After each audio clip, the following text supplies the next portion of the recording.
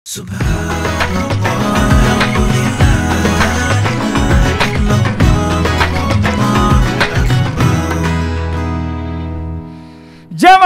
oh jamaah, alhamdulillah. Alhamdulillahirabbil alamin. Kembali lagi di Islami Twinda, jamaah Islami Twinda yang dirahmati Allah ya. Yang baru bergabung kita ingatkan lagi, hari ini kita membahas tentang tema obat ampuh penghilang ketakutan para wanita. Nah memang ternyata ketakutan ini para wanita ini memang kadang-kadang suka berlebih. Makanya mudah-mudahan dengan menonton Islami Twinda hari ini semuanya ketakutannya hilang. Amin amin ya rabbal alamin. Saya klarifikasi dulu tadi. Nanti belum Nggak waktunya. ada. Ntar aja pas giliran Bisa-bisanya Tosia. nanti salah paham Saya mau lagi nanya orang sama Habib dulu. Nggak ya. ada. Ini kita bicara masalah wanita. Rata-rata nih mereka ini sangat concern sama penampilan ya. Makin berumur mereka juga makin takut kalau kecantikannya tuh luntur atau berkurang. Bener gak sih?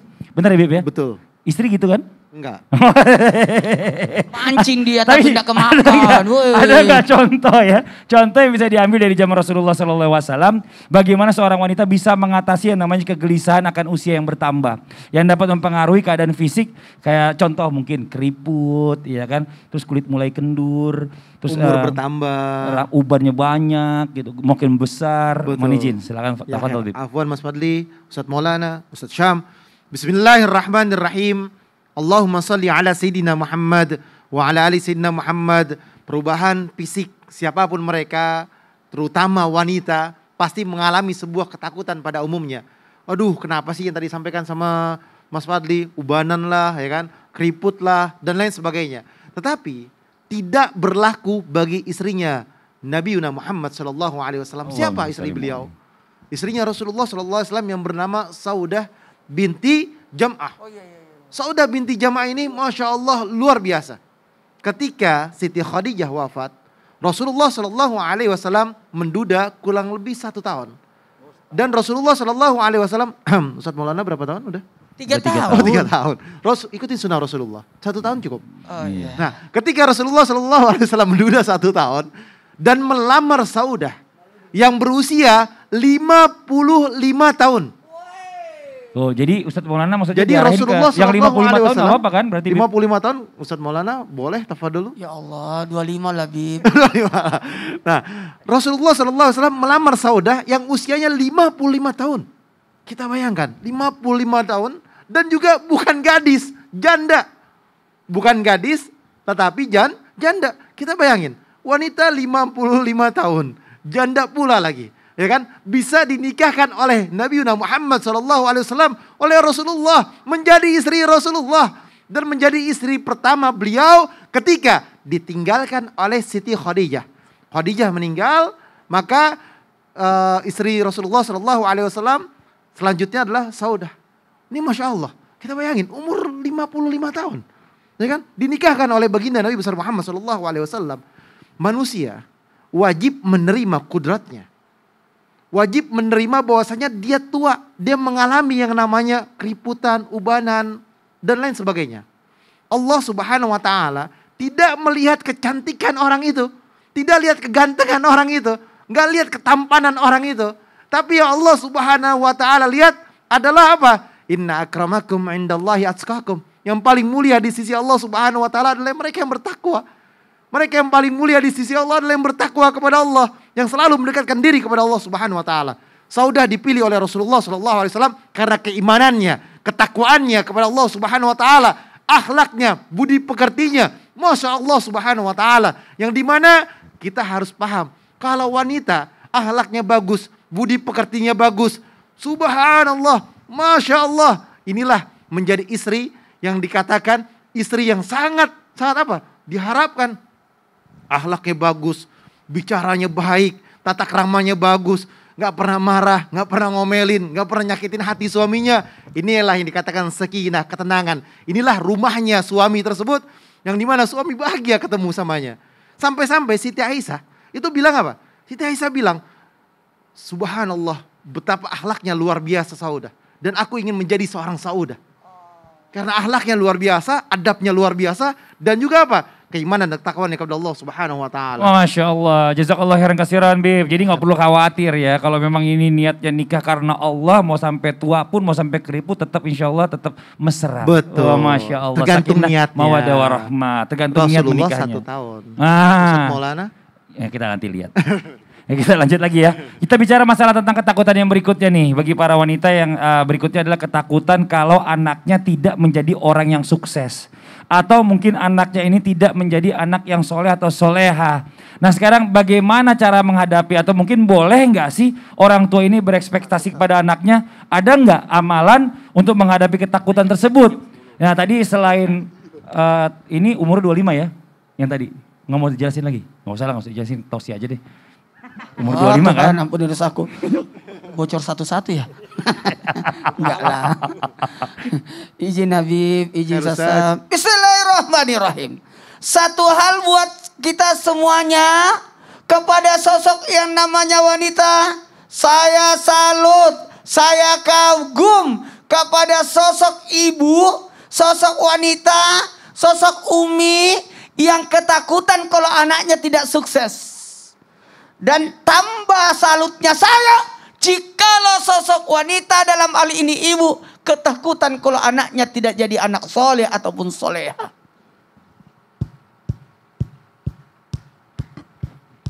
Oh, tepuk tangan. Oh ngajak-ngajak tepuk tangannya? Mau? Tepuk tangan dong ya. Ayo kita tepuk tangan dulu untuk ibu-ibu Udah selesai hebat. tepuk tangannya ya? Ya Allah. Kita lanjut ya. Dibalas dendam. Ngabisin dari si saya itu. Yang pertama, cara untuk menyelesaikan jikalau ketakutan timbul kalau anakku tidak soleh, tidak sukses. Maka didiklah anak itu dengan benar. Didik. Maka carikan guru yang baik, sekolah yang baik, yang makanan yang terbaik, gizi yang baik. Ini ketakutan yang luar biasa sehingga dia betul-betul menjaga anaknya. Mantap. Jangan tidak peduli. Perhatian. Sampai kelihatan air mata Habib Utsman ketika melepaskan putrinya pergi ke Yaman. Itu luar biasa. Aku nonton beritanya. Apalagi yang kedua. Memonitoring pergaulan anak. Dengan siapa anak bergaul. Siapa itu? Tidak apa-apa. Sosok orang tua yang protektif apa? Protektif. Ya itu maksudnya. Protektif itu luar biasa. Ketakutan yang berlebihan tidak apa-apa. Karena bentuk kasih sayangnya. Jangan lebih baik menuntun anak daripada memperbaiki anak. Lebih baik mengarahkan anak daripada mohon maaf menyelesaikan persoalan anak. Yang berikutnya, berikan rezeki yang halal. Mohon maaf, hati-hati. Kata Nabi, ada yang melapor kepada Nabi. Kemana anakku itu nakal? Kata Nabi, apa yang dia makan? Siapa yang kasih makan dia? Makanannya. Dan yang terbaik, bagaimana mungkin anak lahir yang baik kalau bukan orang tuanya yang baik. Ustaz Sam begini. Ustaz Sam hebat. Karena orang tuanya. Jadi kalau mau anaknya seperti Ustaz Sam, menikahlah sama bapaknya Ustaz Sam. Seneng Ibunya banget nonton. bapak aku denger. Ibunya Ustaz Sam nonton cemburu ini. Kemarin dia bilang ibunya boleh. Oh boleh. Boleh. Allahu Akbar. Menjadilah orang tua yang teladan.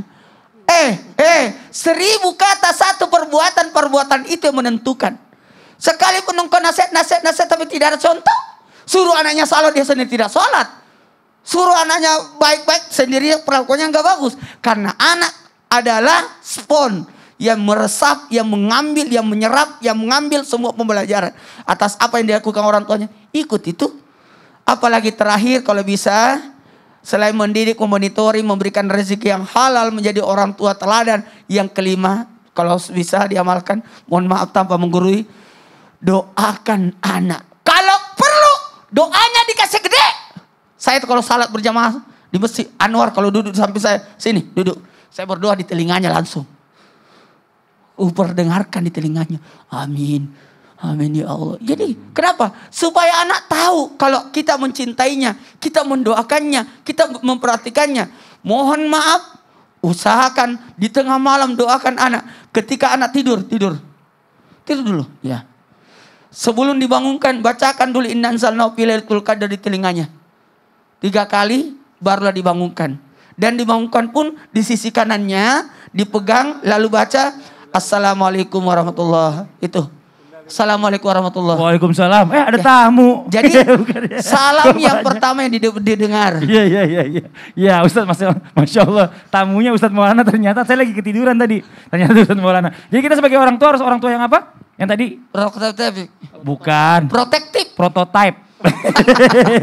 Sebagai contoh. Ya, terima kasih banyak Ustadz Maulana atas penjelasannya. Sekarang kita lanjut lagi buat jamaah Islam itu yang ada di rumah. Ya, saya waktunya membacakan nih ya pertanyaan yang masuk. Langsung aja kita masuk ke segmen Tanya Dong Ustadz. Kami semua tanya dong Ustadz. Oke, kita masuk ke pertanyaannya dari Instagram dari @dimasi ya _ Pertanyaannya, ketakutan karena suami saya kasar, suka memukul, akhirnya saya trauma hidup dengan suami. Suka datang cemas dan ketakutan kalau dengar suara suami akan pulang. Saya sampai berobat ke psikiater.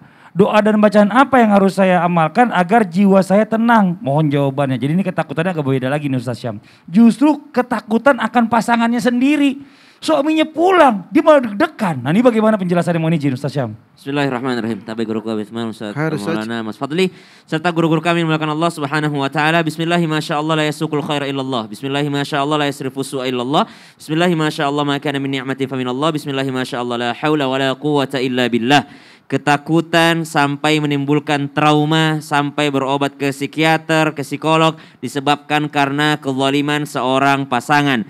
Maka apa yang harus dilakukan, apa yang harus diamalkan selain berobat ke psikiater, silahkan konsultasikan kepada yakni pemuka agama atau yakni orang yang hendak memberikan solusi. Kenapa? Karena kalau kita memberitahukan ini kepada orang tua sendiri berbahaya. Nanti bisa terjadi yakni perceraian atau terjadi perpisahan. Karena Allah Subhanahu wa taala tidak menyukai perceraian meskipun halal. Mungkin ada orang yang terjebak. Misal Mbak sudah terancam nyawanya, maka silahkan Mbak mengajukan ke pengadilan untuk talak atau untuk perceraian. Misal sudah terancam nyawanya, setiap suami pulang subhanallah seakan-akan udah menjadi nafas terakhir. Setiap suami terdengar langkahnya seakan-akan dia bawa golok ingin membunuh kita. Maka subhanallah silahkan Mbaknya, Allah memang membenci perceraian tapi Allah tidak mengharamkannya. Kenapa? Ada memang orang-orang dalam situasi yang tertentu sangat darurat. Sangat-sangat darurat sehingga terancam nyawanya, maka diperbolehkan. Bukan kami menyarankan, tapi Islam menghalalkan, tapi Allah membencinya. Itu yang pertama. Yang kedua, amalannya agar hati tenang, mintalah perlindungan dari Allah Subhanahu wa taala. Termasuk diantaranya zikir pagi petang. Bismillahilladzi la yadurru ma'asmihi syai'un fil ardi wala fis sama'i wa huwas sami'ul alim. Dengan nama Allah Subhanahu wa taala yang tidak ada keburukan di muka bumi dan di atas langit yang mampu untuk mencelakainya. Karena Allah Maha mengetahui, Allah Maha mendengar, termasuk daripada kezaliman dari pasangan. Bismillahilladzi la yadurru ma'asmihi syai'un fil ardi wala fis sama'i wa sami'ul alim. Itu dijadikan wirid, dijadikan zikir. Kemudian ada juga doa. Ada doa daripada baginda Nabi sallallahu alaihi wasallam ketika dalam keadaan darurat, dalam keadaan terdesak. Jadi Nabi sallallahu alaihi wasallam pernah dalam keadaan darurat, yakni waktu Nabi sallallahu alaihi wasallam menggantungkan pedangnya ketika sedang beristirahat di bawah pohon, lalu ternyata ada orang yang sudah mencari Nabi kemana-mana, diambil pedang Nabi sallallahu alaihi wasallam, lalu ditaruh di leher Nabi sallallahu alaihi wasallam, lalu mengatakan, siapa yang menolongmu sekarang wahai Muhammad? Maka Rasulullah SAW menjawab, Allah. Doa Nabi singkat, cuma dengan satu kata, Allah. Orang yang senantiasa mengingat Allah Subhanahu wa taala akan diberikan ketenangan. Akhirnya Nabi SAW bisa merebut kembali pedangnya. Kenapa? Karena diberikan ketenangan oleh Allah Subhanahu wa taala. Mungkin Mbak penanya yang dimuliakan Allah Subhanahu wa taala sudah menemui jalan buntu, sudah menemui tidak ketenangan hati, maka senantiasalah mengingat Allah Subhanahu wa taala. Ba'da naqul a'udzu billahi minasyaitonir rajim. Alladzina amanu wa tatma'innu qulubuhum bi dzikrillah. Ala bi dzikrillah tatma'innul qulub. Hanya dengan mengingat Allah. Lihat, Nabi cuma ngomong satu kata, Allah. Allah, Allah, Allah penolongku. Maka insya Allah diberikan ketenangan sehingga bisa berpikir jernih bagaimana caranya keluar dalam situasi tersebut. Kemudian ada doa lagi satu ketika Nabi dalam keadaan darurat terdesak. Nabi mengatakan sallallahu alaihi wasallam, Allahumma kfini bima syi'ta wa kaifa syi'ta. Allahumma kfini bima syi'ta wa kaifa syi'ta. Ya Allah, udahlah aku cukup. Aku pasrah ya Allah dengan kejahatannya dan dia kuserahkan padamu ya Allah. Nanti Allah yang kasih jalan keluar. Entah dipisahkan atau entah dibalikkan hatinya menjadi suami yang baik. Atau entah dijadikan soleh oleh Allah subhanahu wa ta'ala, diberikan hidayah. Tapi kita serahkan sama Allah. Allahumma kfini bima syi'ta wa kaifa syi'ta. Intinya doa ini mengatakan, ya Allah saya pasrah. Terserah engkau mau kau apakan dia. Wallahu ta'ala alam. Masya Allah. Jazakallah khairan kasiran Ustaz Syam ya. Jadi memang Islam ini juga tidak terlalu kaku ya. Memang Betul. Islam memperbolehkan kalau memang sudah tidak ada kenyamanan, Terancam banyak nyawa, mudaratnya, lebih baik mencari jalan keluar yang walaupun dibenci sama Allah tapi diperbolehkan. Nah sekarang kita lanjut lagi nih, ada pertanyaan lagi nih buat guru kita Ustadz Maulana nih ya. Ada dari Diana.Selebeu ya. Ustadz, saya takut nih. Saya takut pacar saya kalau lagi marah bawa motor suka ngebut. Kadang saya nggak dijemput, jadi saya pulang sendiri karena takut. Tapi kalau pulang sendirian ketakutan, mau pulang bareng pacar malas gitu Ustadz. Ini nih semua. Tidak boleh takut sama pacar. Kenapa banyak pacaran? Mana itu? Siapa? Itu Mana nama. itu Diana? Oh Diana. Itu Diana Selebeu. Emang Ustadz tahu? Saya tahu itu Diana. Hah? Ada nama sepupu saya namanya Diana. Ustadz tahu? Tahu Itu lah. kenal bapaknya? Kenal lah. Oh kenal bapaknya. Mau kemana? Mau cari itu Diana. Jangan gitu. Diana kabur Diana. Diana kabur. Mau dikejar Ustadz Maulana. Ya, jangan kemana-mana. Tetap di Islam itu indah. Jamaah. Alhamdulillah. Alhamdulillah. Ibu kabur Diana. Dikejar.